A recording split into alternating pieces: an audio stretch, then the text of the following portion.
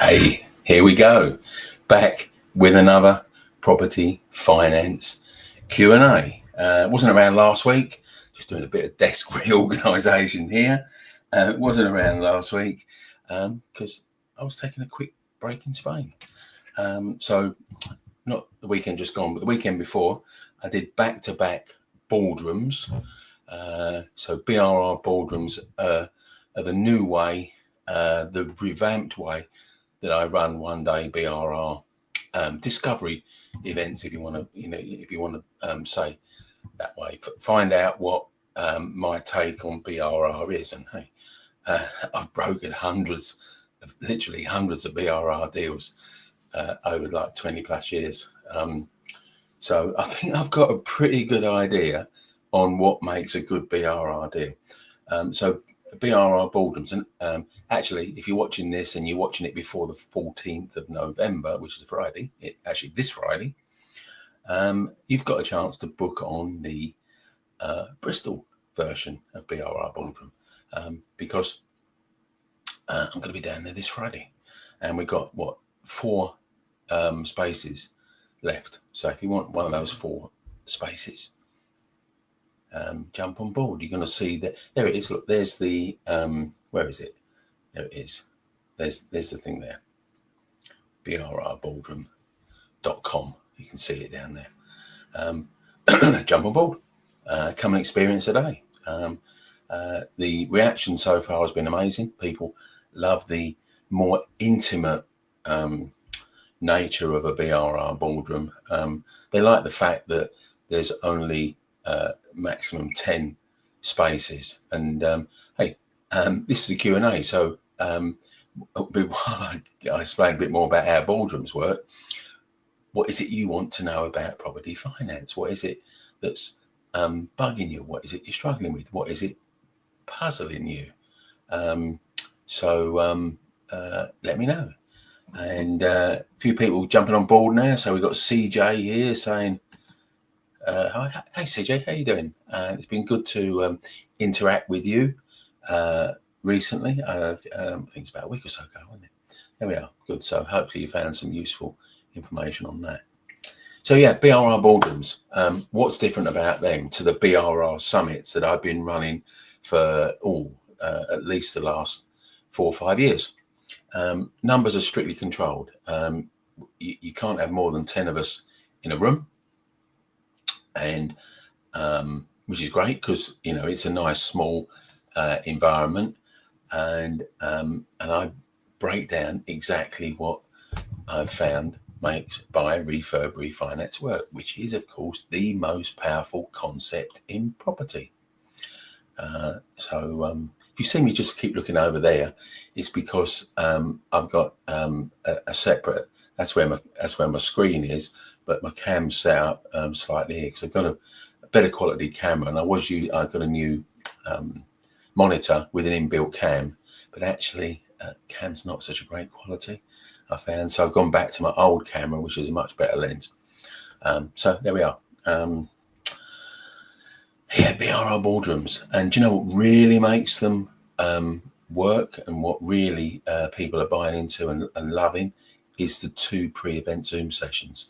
So I'll be doing one tomorrow night and Tuesday, which is a BRR deal finder. So the people that are coming on Friday to Bristol, we're going to run through how easy and quick it is to find great BRR deals on Rightmove and Zoopla, just by using a couple of filters that almost no one knows are there, and it takes us straight to the great BRR deals.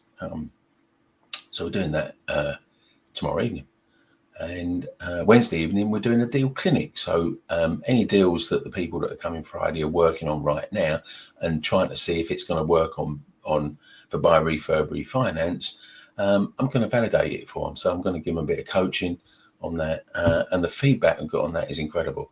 Said, these 2 Zoom sessions before you come to a boardroom really set you up for the day, give you a lot of additional knowledge. So the content on the boardroom day means more and hits home at a deeper level because of these 2 Zoom sessions I've been running. And if Bristol's not the right location for you, or Friday's not a convenient date, well, I've got one more date this year, and it's the last BRR Boardroom of 2025, and it's in Heathrow, and it's on Thursday the 27th of this month, November. So there we are. And I've got 6 spaces for that one at the moment. So if you want to find out more about BRR Boardroom, it's on the links just there. There we go. BRR Boardroom. Let me just pop it over. Where's me hand? There we are. There you go. It's down there. Pop it over here. Can't get it. There we are. That's it. There you go. BRR Boardroom there. Yeah. So, what am I doing tonight? Tonight is Ninja Aspirers night. So I've got a mentoring group. These are people that have trained with me at Ninja Investor Program level. They've done it digitally. They've done 4 days with me, and they're part of a rolling mentorship. We meet up every quarter in person. We met up last month in Bristol for a day. I had an amazing day last month. And in between that, before we meet up again in January, we've got a online Zoom session tonight, 7 till 9. So they're going to tell us what they've been up to in the last 4 weeks since we met in Bristol a month ago. So we're doing that tonight. It's a busy week.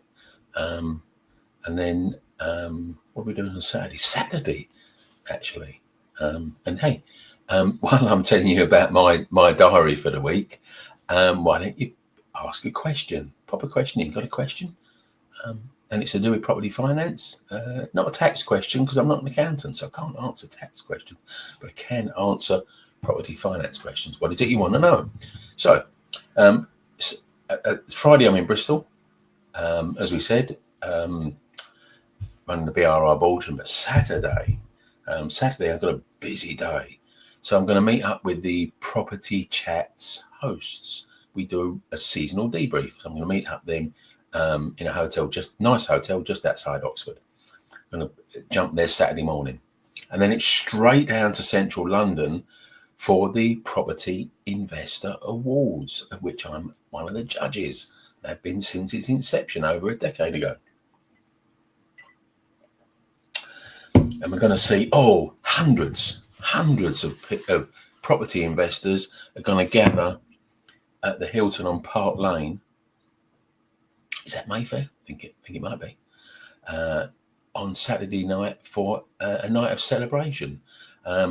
It's a consummate networking opportunity. I think the place holds something crazy like 900 people. So there'll be loads of familiar faces, loads of hi, how you doing? How's your year been? And great to catch up with some old faces and possibly meet some new ones too. So, hey, if you're going and you're watching this, give me a #awards so I know that we'll see you there, and come and find me on my table. I'll be quite distinctively dressed, shall we say? You shouldn't be hard to spot me. That's one of those if you know you know type of things, isn't it? And they can be a bit annoying, I know, but yeah, if you know, you know. What can I say? So we're doing that, and we'll be networking into the early hours of Sunday morning, and there we go. So jam-packed week this week, and then I'll be back here again on next Monday morning, and then it's a full week. We've got 2 sets of Ninja Achievers meetings next week, on the Tuesday and the Wednesday. So that's 2 separate cohorts to run back to back. And then Thursday through to Sunday, I'm down in Stratford-on-Avon to run the last of the 4-day workshops. So we're just zapping through things in there. Right, what do we want to know? CJ's got a question. Hey, while I answer CJ's question, why don't you jump on board with your question and I'll answer it. So, should you have a limited company to protect yourself, i.e. house? Now, you might want to amplify that a bit, CJ. So are you talking about the house you live in or any investment properties that you want? And in what way do you think a limited company protects you? I'm happy to answer your question, of course. But I need to know a bit more about that. Okay. Right. So it's your house. Okay. Your principal private residence, as they call it, PPR. PPR, principal private residence. Now, you face an issue there because you can't live in a house that you're owned by a limited company. Certainly not if it's got a mortgage or if you want a mortgage on it. You can never put a mortgage on it because limited company mortgages are not FCA regulated. And if you have a mortgage on a property you live in, it has to be an FCA regulated mortgage. If you own it outright, well, I guess that's a different matter, really. But you'd want to understand. I mean, how do you think that would protect you? Now, of course, if it's got a mortgage on it, it's a non-starter. You can't do it. If you haven't got a mortgage and you live in it unencumbered, well, possibly. But protect you from what would be the question. Okay, so you own it outright, no mortgage. Okay, well, possibly you could, but if you ever wanted a mortgage on it, that would be an issue. And certainly, if you ever wanted to do a bridging loan on it, that would be an issue because you cannot borrow money against the property that you live in that's owned by a limited company. So, and I know from our discussions, using the equity could be something that you want to do to take you further in property. So that would be a barrier to doing that. There we are. If there's any more to that question and you want a bit more guidance on that question, let me know. And hey, don't let CJ hock it all. If you've got a question, pop it in there right now.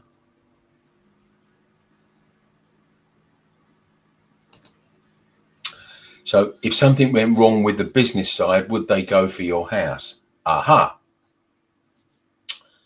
Not if your business was a limited company.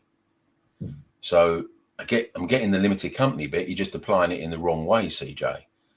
So if you want to protect your house and the equity in it, then your business is a limited company, not the house. And then the house you wouldn't put up as a charge against your limited on your business side of things, and then that would keep that way. So I get you thinking there, but yeah, you're on the right lines. You just got it the wrong way around. So there we are. Good. So CJ's been you've been having it all to yourself this morning, haven't you? There we are. So what do you want to know? What do you want to know about property? And just seeing CJ coming. So I'm looking over there because that's where my chat box is. You see, it's right down there in that corner. CJ said, okay, thanks. Yep, you're very welcome, CJ. And it's good to see you in the Recycle Cash. And hey, while we wait for another question, why don't you be like CJ? Why don't you come and join my Recycle Cash, BRR for property investors? Let's have a look. Here it is. I'm going to get you the link.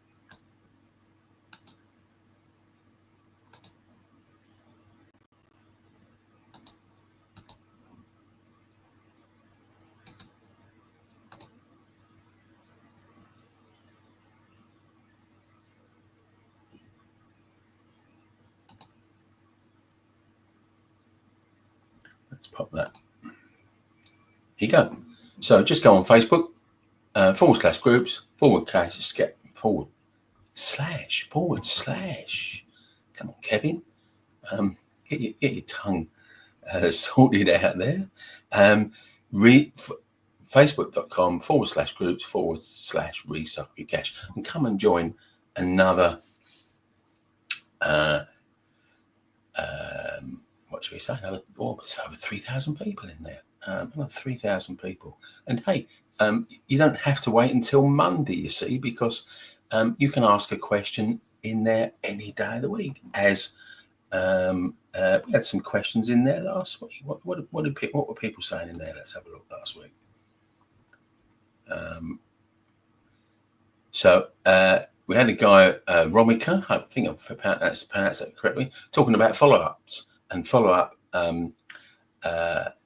is the most important thing. If you're in property, and I guess you wouldn't be watching this Q&A if you weren't. You're in property, and you're getting deals rejected, and you're thinking, wow, this is way harder than I thought. Well, that's the natural order of things. And so I put a reply in there saying, look, step 5 of my 7 steps to a predictable BRR outcome process, which is embedded in my training courses. It's the most important part. Step 5, follow up until the vendor says yes. So look, when saying rejecting an offer, if it's priced correctly, it's probably going to be below the asking price. That's just the way of things. It's not your fault. It's just that the seller has been a bit too ambitious with the price. They want more than it's worth, and they want more than someone's prepared to pay for it. So you'll make your offer, they'll reject it. But they're not saying, I'm never going to sell you my property at that price. They're just saying, I'm not ready to sell my property at that price. They won't word it like that. They'll just say, I'm never going to accept that offer. But see, things change. Times change. Attitudes change. Motivation increases. And when no one shows up offering the price they want, sooner or later, they'll accept the offer that you left on the table. Now, if you've been following up, you'll get the deal. You'll buy the property. If you haven't, someone else will rock up, could be months later, with pretty much the same price. And the seller's now got it in their head, oh, well, that is the price. I want to sell it for more. No one's going to pay more. I'm going to have to sell it at that price. And bang, they accept that. And so you did all the hard work by making the offer weeks or even months ago. And someone else just rolls in there and takes the deal. Follow up. Follow up is the key. And everyone ever trained has been left in no uncertain doubt about the importance of following up on rejected offers. Because had countless evidence that is how it works. So there we are, we had a chat in there. And I'm got a couple of bits in there about these upcoming boardrooms, so you can check on the dates. You can get the link on there. And who else we got in there? Andrew is asking some questions. He's been along to a couple of my events, and he's asking about what's the best way to fund moving forward in property, and I've given him some guidance on that there. So there we are. And why don't you come and join it if you're not in there already? And if you are, you can post a comment anytime you like. How great is that?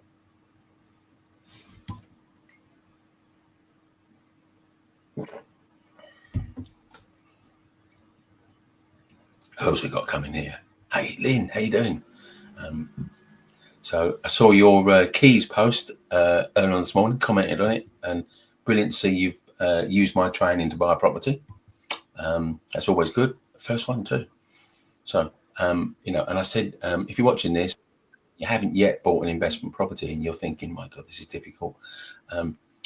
I just put a little bit of context on that for Lynn. So when you're doing something you haven't done before, you're out of your comfort zone. When you're out of your comfort zone, there's all sorts of doubts, misbeliefs, questions, and that your unconscious mind is firing at you. And it's a real struggle to keep positive. Certainly if you've had rejected offers, because that links quite well with that. But when you've got your first deal, completely changes. Now you've got a new neural pathway to fall back on. The fact that, you're aware other people do it. You've seen plenty of success stories, but now you've seen, actually you can do it. and that is a whole new belief system that you can leverage. Oh, it's very nice of you to say that. Fabulous mentorship and guidance. No one better. Well, that's very kind of you to say that. But look, not doing false modesty here. You're not alone. I get that consistently from the people that I train and mentor. And here's a couple of them that have popped up today. There we are. Nikki, how you doing? Good to see you. So you're part of Ninja Aspirers at the moment. So hopefully we'll see you this evening on the monthly catch up. Links going out to you later on today. So hopefully see you tonight. Who else we got in here? Hey, Kat, there we are. Kat's in my Ninja Achievers. So we'll be meeting up next week, next Tuesday. Looking to see, and you had an incredibly busy month last month. So in September into October, probably as busy as anyone that I've ever mentored. So fabulous level of activity. Very, very proud of, as I am of Lynn as well. Very proud of Lynn. So there we are. Got a question? Fire it in the chat box. So you've been catching up. So CJ says, been catching up on the other info videos, trying to educate myself as much as possible. Yeah. Well, what you want to do, CJ, is book into one of my BRR workshops. Now they're made specifically people like you that find it easier to operate from home than driving to places and showing up in person. There's we run them every Thursday. My colleague Melody runs them with a lot of pre-recorded content from me. But let's put you a link in there.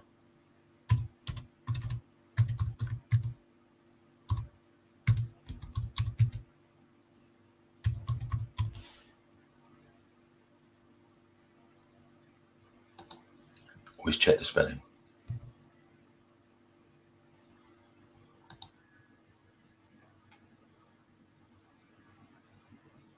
There we go. So there you go, CJ, brrworkshops.com. If you want to just find out a lot more detailed knowledge, and you can see, recordings of me delivering it live. It's a 3-hour session this Thursday evening, 7 till 10.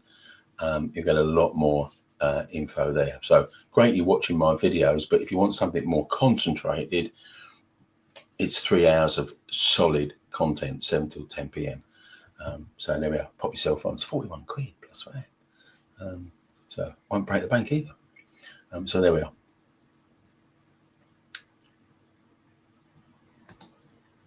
And yeah, of course, Lynn, you're in Ninja Aspirers as well. So you can tell us your story and that sort of thing. Good. So see you tonight, Lynn. And you're going to be there. Great. Nikki, good to see you as well. Good. So CJ said, you're going to just make yourself a list of things you should ask. Yeah, that's good. Yeah, that's it. Yeah, there's time for Q&A at the end. So have a list. Some of your questions will almost certainly get answered during the 3-hour content. But if there's any that remain unanswered, then Melody will take questions at the end. So yeah, no. Hey, maybe I'll do it this Thursday. Who knows? Now, let's scroll back. Have I missed a question? Here we are.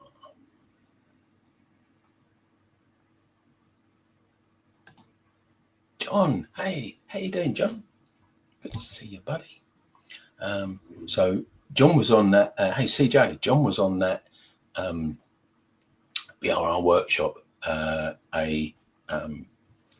Was it about 2 or 3 months ago? Wasn't it? A couple of months ago. So yeah, he's now jumped on to the next level that Melody will showcase on that 3-hour BRR Boardroom. And so he's John's burrowing into the very, very detailed content. I know you're finding it detailed because you've told me regularly. Question regarding the source of a deposit. Why do banks and building societies not dig into the source of a deposit if it is put into the finance and using bridging loan first. Yeah, okay. So bit of context on that before I answer the question. For everyone else, John understands the context because he's asked the question, but for everyone else. So banks and building societies, when you're applying for a mortgage to buy a property, are very, very interested in where you got the deposit from, because they want your equity in a deal. They want some cash in a deal. So they're going to drill down and say, hey, show us where you got that deposit from. And if you show a bank statement and money drops into there in the last few months, they're going to say, hey, where did that come from? So show us the source of the money that dropped into your account in the last few months. And why are they so particular about that? Because their perception is, if you've got no skin in the game, you won't maintain the property. You'll just let it go to rack and ruin. I mean, it's not particularly accurate perception, because you want to keep it rented out at the top dollar price. So you're going to keep it in decent condition. And of course, your tenant deserves to have it in a reasonable condition, good condition to rent. They don't want to live in squalor. I mean, some of them choose to make it squalor of their own, but it's their own doing. But you should always provide them with a quality product. There we are, if you want to talk about that. So bank and building sites' perception is, if you haven't got a cash in a deal, you won't provide that quality. So not particularly accurate, but that's their view of the world. And since they're lending the money, it's their view that counts. So bridging lenders don't care, because bridging lenders are going to lend you the money and you're going to pay it back to them either by selling the property or refinancing it onto mortgage within a few months.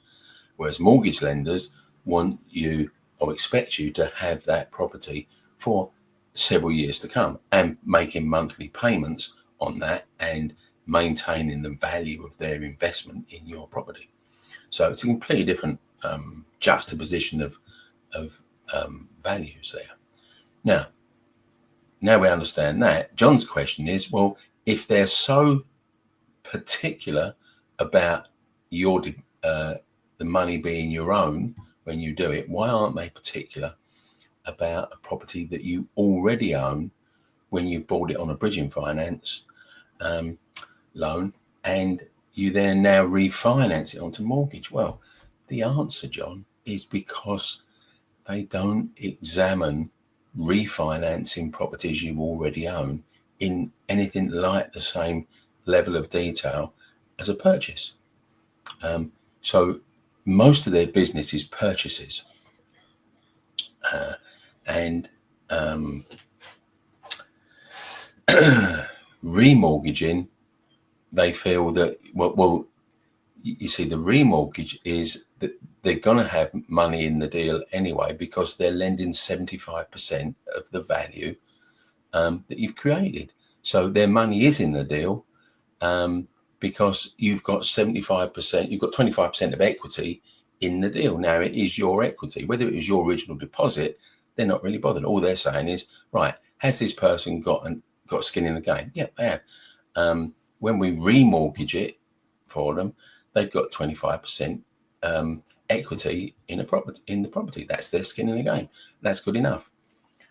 So they look at it differently, and hopefully that explains why. Now, if I'm looking a bit bleary-eyed this morning, and I'm just looking at the camera and thinking, I actually might be, it's because we had a late night flight back from Spain, which wasn't too bad, except it took us, well, from the point we landed to the point we got out of the doors at Luton Airport, it took 90 minutes to get through customs and get off the plane, because they had logistic issues. So we were stuck on the plane for half an hour because they couldn't find the steps to put up to the plane. You think they know where they are, wouldn't you? Because it's their airport. So I got to bed about 3 o'clock in the morning. So if I am a bit bleary-eyed, that'd be the reason why. I'll be better rested next Monday, though. What else have we got here? Okay, just scrolling down to make sure we haven't missed anything.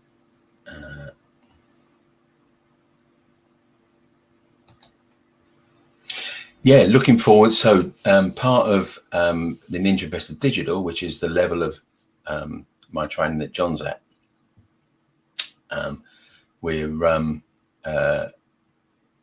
we get together once every 3 months and we just brainstorm what's happening with the training, how you're implementing it, any questions about the training. I'm going to put, I've actually had to switch, John. We had some issues with running it in Ascot, so we're going to do it in Heathrow. Then we put an announcement in the Ninja Investor Digital group. Just you can actually get there on the underground, I think. There we are. So we'll do that. Gotcha, makes sense. Yep, there you go. So now you understand why mortgage lenders are not bothered about the deposit, and where you got the deposit from when it's a property you already own, because you've got 25% equity built into it anyway. So yeah, we're at the Marriott Heathrow on when it's Sunday the 30th, isn't it? Yeah, there we are, Sunday 30th. Heathrow's better for you. There we are. Yeah, that's brightened up your Monday morning, there, isn't it? Yeah. And so these implementation days are really important, and you can learn it all digitally at home. It's what John's done. And then once every 3 months, you came to the September one, didn't you? Once every 3 months, we get together for a day with me in person, and you just ask any question you want. So it's an extended version of this type of Q&A format, but with the additional insight of having done over 17 hours of training, detailed training on BRR. So we look like we're about there. We've rolled around. It's usually about 30 minutes or so. Sometimes it's a bit longer.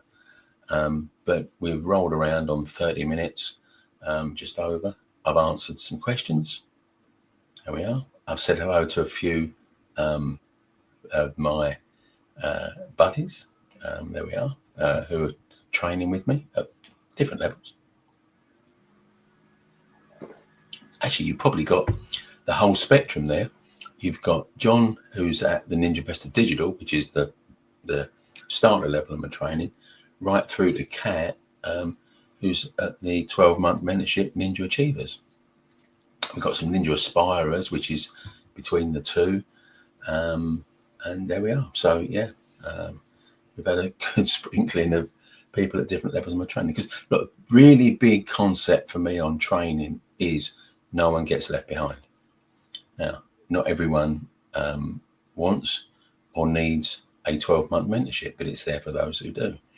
But even for those with more modest pockets, there's the Ninja Investor Digital, which means that pretty much anyone can get into training with me, whatever their resources. And I think that's important.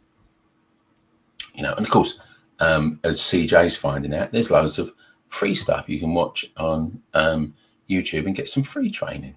So there we are. That's important too, to give knowledge, give and share knowledge freely.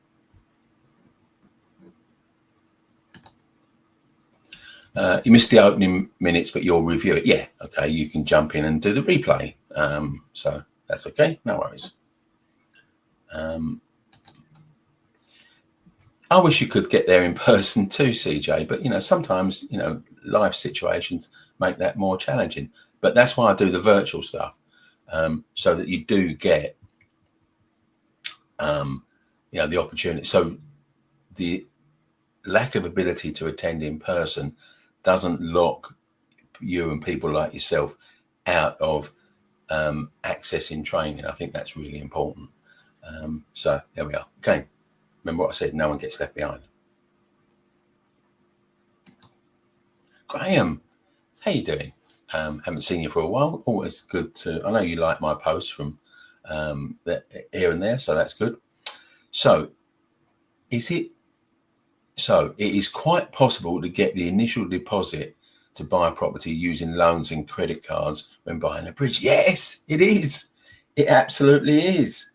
And that's one of the amazing things about bridging finance, because you know, and people that have trained with me, Graham, like some of the people we looked at, John and Nikki and Lynn and Kat, they know this. They learnt this earth-shattering bit of knowledge that one of the things that keeps people trapped from and stops them fulfilling their potential, Graham, and this may or may not be you, I'm not pointing finger at you particularly, is limiting beliefs. The limiting belief that they need to have a 25%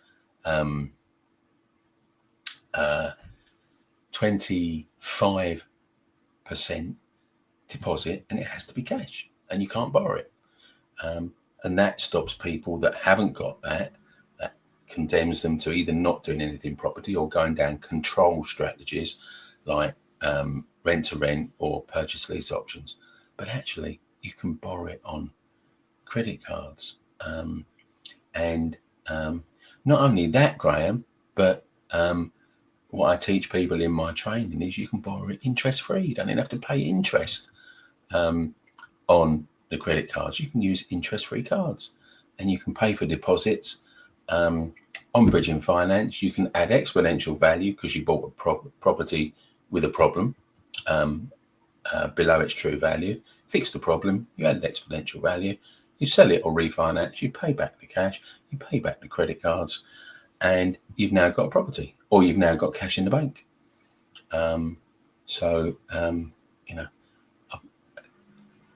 I've thought this through. I know, surprising it might seem, but I have thought this through. I've thought how you can do that.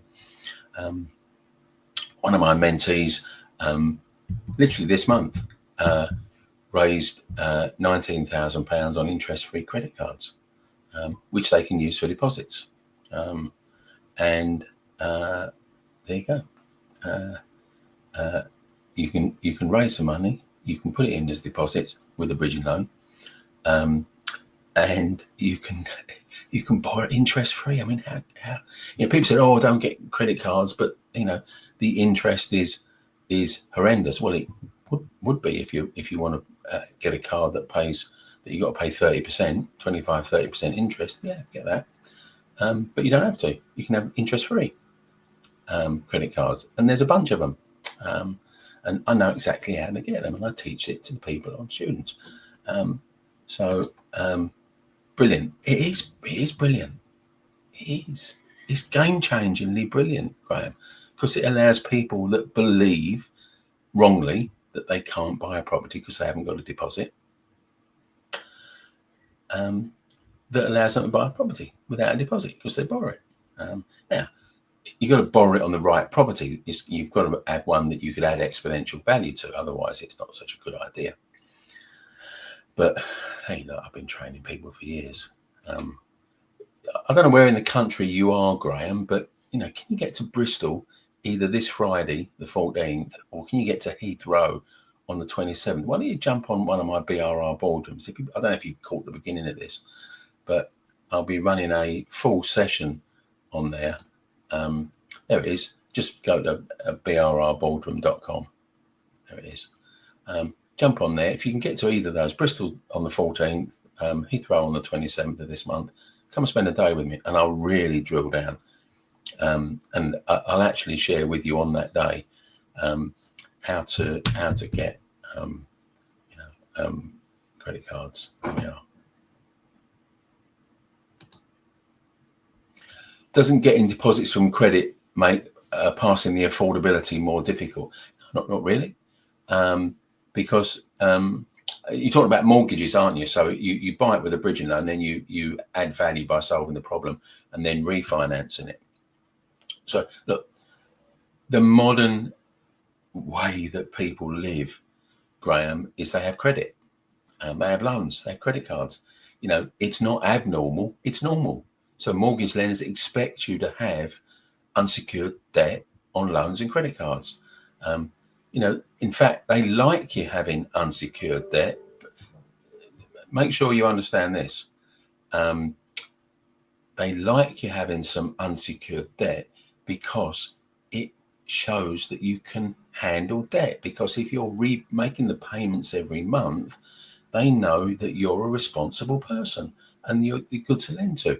If you don't have any credit, if you don't have any loans or any credit cards, how do they know? What measure have they got to determine if they give you a mortgage, are you going to pay it? Who knows? Because you've got no track record to show that you pay your debts on a monthly basis. Now, of course, there's good debt and bad debt. Getting a credit card and blowing it on a cruise, 10 grand on a cruise for a couple of weeks. Okay, that's not smart. But using it to get a property that you then add value to, refinance and pay the credit cards off, well, that's good. That's good credit, not bad debt. And there's a huge world of difference between the two. Now, if you've got 6 figures of potential to borrow money on, so you've got 10 cards, and on that 10 cards you've got 130 grand's worth of credit. Let's say you got 10 grand on each. Well, that's going to start worrying them, because they're going to look at it and say, oh, what if you maxed out your borrowing on all of those? Could you actually afford the repayments? Or would you be over borrowing? So that would be it. But and maybe you've got some unsecured credit already, so that's okay. A bit more unsecured credit, enough to get you another property. No, that's not going to make a pass in the affordability. All you got to do is keep up the payments. That's all you got to do, and then you'll go up in their estimation, not down. You see, perverse, isn't it? But that's the way it works. Hoping to get some of your training. Yeah, I'll be good to see you, Graham. Let's reconnect. I've already set out my diary for my calendar for the new year. All my events are in place, so hey, keep in touch, and I'll share with you what I'm doing and where I'm doing it in. Excuse me. In 2026. Amazing. Thanks for that question. Hey, John, how you doing? Haven't seen you for a while. Great to see you back on LinkedIn. Well, I thought I've always been on LinkedIn, actually. I haven't left and come back. But yeah. So good to see you. Well, want to catch up? Can you get to Bristol on Friday? Because I've got a spare ticket.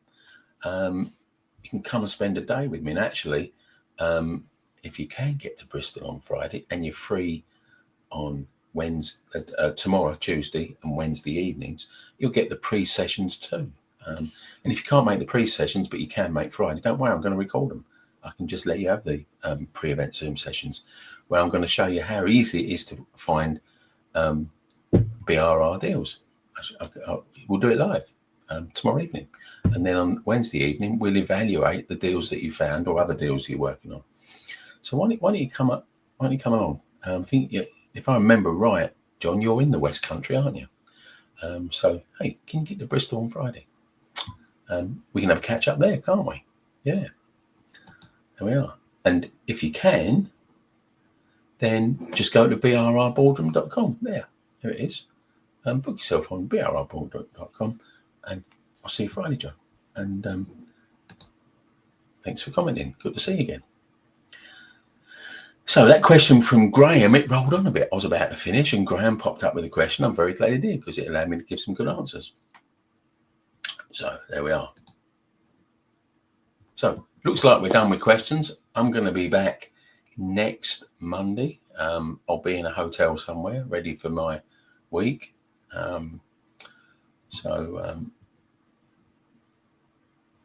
CJ's popped up. Yes, okay, thank you. Yeah, I think we were talking about... so that me saying that the fact you can't easily get to events in person doesn't rule you out. I've got ways to make that work for you. Could be a plan. Yeah, I think it could. So what have I got? 4 spaces left, I think, something like that. I'll have to check. But it's maximum 10 people, so it's going to be really just nice, intimate. We can all have a chat. I'll give you a lot of information, the very latest on how I'm making BRR work. And there we are. Graham says, thanks. Okay, you're very welcome, Graham. And hey, let's catch up next year. And I'll be telling you how we can catch up very early in the next year, actually. I'm not going to dwell on it today. But in Heathrow on the Saturday, 10th of January, I'm going to do my Pitchery Networking Day. So put that in your diary, Graham. See if you can get down to Heathrow on the 10th of January. It's not a training day. There'll be no training, but there will be a full day of networking. Could I bring a friend? Well, yes, you can, because there's a bring a friend for free. So yeah, so you can bring someone with you. Yeah. You just need, once you've booked your ticket, you just need to message me and say who it is you want to bring with you, and yeah, bring them. So you get double participation for a single investment in a ticket. So yeah, bring a friend. Is it just a buddy, or is it someone that you're in property with as like a business partner, or planning to be in property with as a business partner? Is it that? But yeah, bring them along. That'd be great. And if you can book today, I'll include you in the Zoom session 7 to 9 p.m. tomorrow, Tuesday, and Wednesday evening, and you can fully participate in that. So yeah, you can. Brilliant. There we are. Remember, it's brrboardroom.com. Easy. Make them really easy, so you don't have to have complicated links to brrboardroom.com. How hard can that be? So looks like we're about wrapped up. I'll be watching out today, John. I'll be looking out for your booking. Be nice. It must be 2 years, maybe 3 years since you last came to one of my events. So yeah, be good to catch up, see what you're up to. I'll tell you what I'm up to too. There we are. Good. But yeah, hey, come and experience that, because you'll be the 4th BRR boardroom that I run. So this is new for this autumn, and the way people like them, I'm going to run them in 2026 as well. So we are good.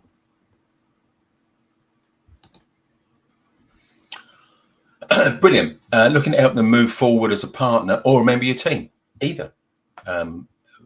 Both are valid. Both are work. Yeah, bring them along. John. That would be great.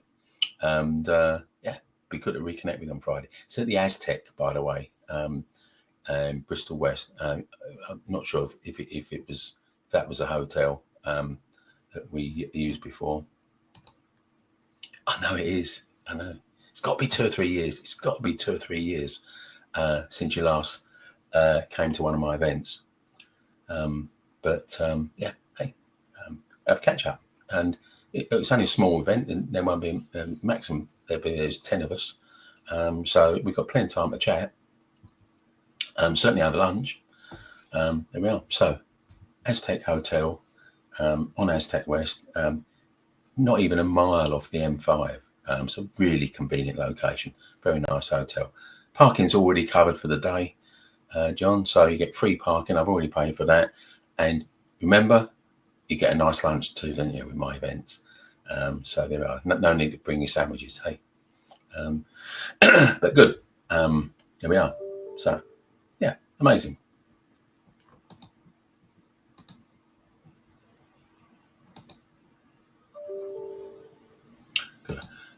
So got people keep messaging me not on Q&A. Just I got emails coming in, and they pop up on my screen, right where my feed is for the Q&A. Anyway, looks like we're done. Really great meeting. It rolled on a bit today, didn't it? But right, I'll be back next Monday. Have a great week, and if I see you, I'm going to see quite a few of the people there. I'm going to see them tonight if they're Ninja Aspirers. Tomorrow and Wednesday night if they're on the BRR Boardroom, and I'll see them in Friday at the Bristol BRR Boardroom, and I'll see them Saturday if they're a Property Chats host, and I'll see them at the Property Investor Awards. My God, I've got a packed week, haven't I? But I tell you what, it's so much fun. I'm having the time of my life, do you know? Anyway, have a great week, and I'll see you next Monday. There we go.